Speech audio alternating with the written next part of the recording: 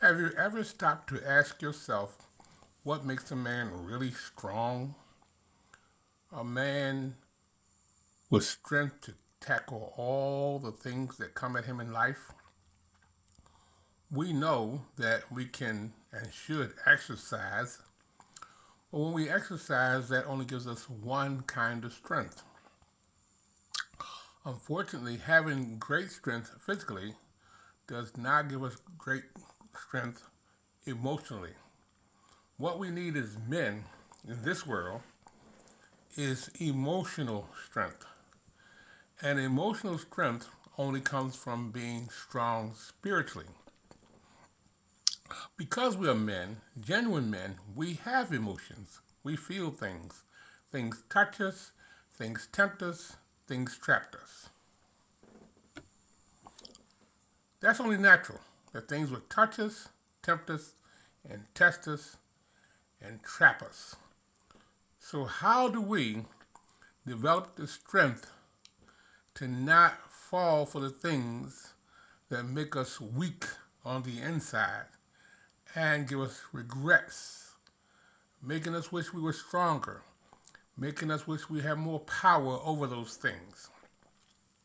Well, it's not mind over matter because it's going to keep happening. It's sort of like the old thing where you know somebody falls for something and you keep doing it.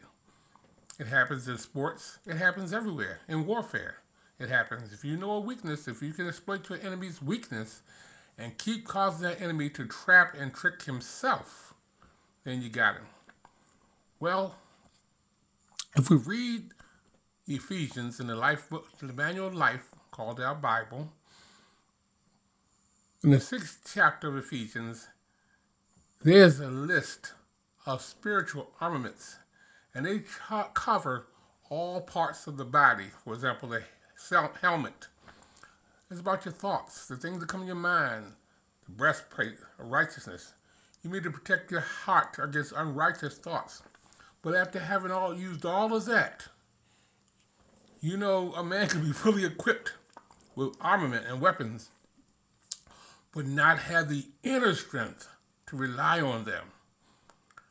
There's such a thing as fully armed cowards who run. I once knew of a case where a man had a knife, kitchen knife, butcher knife, and he chased two armed men who had loaded guns. They didn't trust what they had.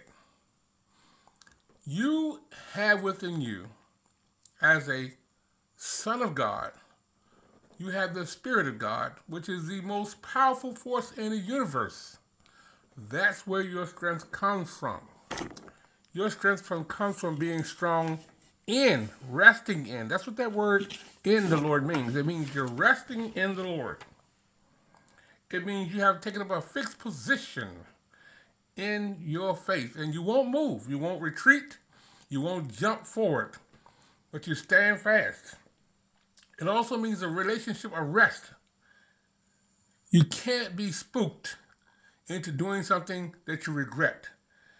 It means wholly given to the promises and the righteousness and the faithfulness of God. By all means, in every area of your life, you are resting, abiding in your relationship with God. And that governs your behavior. And you'll find that in time you get more and more and more and more strength against the things that once threw you, tricked you, trapped you, tempted you, and tested you. Now you have triumph over those things because you found your real strength is in the Lord. You do your reps every morning, prayer and reading the Word of God. And then when you get to the field of life, that's where you really, really put those things to the test. And you find out as time goes by, you gain more and more and more power. Because at the end of the day, a man is not judged by his physical strength, but by his spiritual strength.